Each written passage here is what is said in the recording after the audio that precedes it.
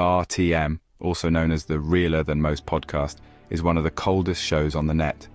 There's no debate about that. It's raw, unfiltered, hilarious, and half the time, completely unapologetic. Whether you rate it or hate it, one thing's for sure, this show is pure entertainment. From Spray's legendary slogan, "Why for Dat," to the now iconic Bine and Chalk, RTM has firmly established itself as a generational classic. But with every rise comes a storm. Let's rewind to the start. For those who don't know, young Spray isn't just a podcaster. He's a certified street legend, a UK rap pioneer with a long career and a longer rap sheet, if you catch my drift. Beef! That's nothing new to Spray, he's had plenty. And it didn't stay in the streets, it followed him straight into the RTM studio.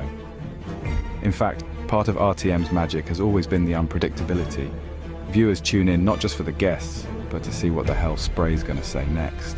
But behind the mic, it hasn't always been smooth sailing. Spray famously fell out with his original co-host Ice Cream in a very public, very messy split. Since then, he's kept the show alive by bringing in new voices, including Chronic and Pinky. At first the dynamic worked, the episodes were wild, the views climbed into the millions and RTM looked unstoppable. But slowly, things started getting weird. Fans began noticing Spray's treatment of Pinky. Comments flooded in, accusing Spray of talking down to him, mugging him off on air. Spray would often clap back, insisting, "Me and Pinky are brethrens." But the tension, it was clear. Then Chronic and Funky D launched their own podcast. Spray laughed it off on RTM. But if you watched close enough, that laugh had bite, something was bubbling. Soon, Spray and Pinky were clashing live on camera, over who was realer in Walthamstow, who beat what case, and even what GCSEs they got inside. It was funny, but awkward. The comment section, exploding, and the energy, getting toxic. Word on the street is outside voices, friends of friends, affiliates, associates, have all started whispering in ears, stirring the pot and feeding egos. You know how it goes, divide and conquer tactics. And unfortunately, it seems to have started working. Fast forward to the present day. For those of you watching in the future, this video was produced in May 2025. I mentioned that so you can place it in the timeline. Spray has just booked Lil Nasty as a guest, but guess who's missing? Chronic. However, he's not just missing, he's allegedly been told not to come. The comments section under that particular video started going mad. How can this show run and Chronic ain't even there?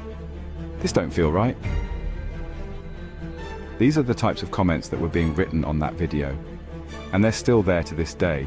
As Spray famously says, he doesn't delete anything. Then in the latest episode, the now infamous trailers, Chronic finally returns, and all hell breaks loose on camera. He lets it all out on how he felt disrespected, iced out of the Lil Nasty episode and blindsided by the fact that the show just carried on without him. Spray looks visibly disappointed.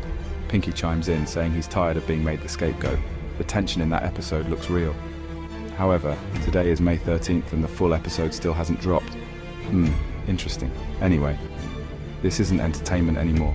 It's in-house fighting at this point. It's potential collapse. And here's the craziest part. Spray, who religiously posts RTM clips daily, has been silent. For 4 days now, there have been no updates, no new episodes, no nothing. A storm is brewing, and the silence is loud. It would be a real shame if egos, outside influence, and street politics tear down something as culturally significant as RTM. The truth is, a lot of people don't want to see Spray win. They'd love to see him fall, and right now it feels like they're winning. My 2 pence?